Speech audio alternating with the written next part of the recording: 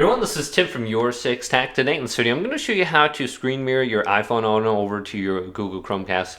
So you want to get this application. It's called AirMirror. So just on the home screen here, let's go to where it says Apps. Scroll line down to search for apps and games. Then just type in Air. And then we need to make sure we're connected to the Wi-Fi on our phone and connect to the same Wi-Fi network as your Chromecast. So here's AirMirror right here. Install this, open this up. So only got 2.3 stars, but it actually works. And then you're going to be brought to this screen. Now go on over to your iPhone and then swipe on down from the top right.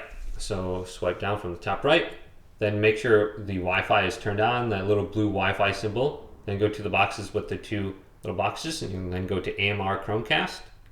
And it should connect on over. So if you got the same Wi-Fi, this should detect it and it should pick it up.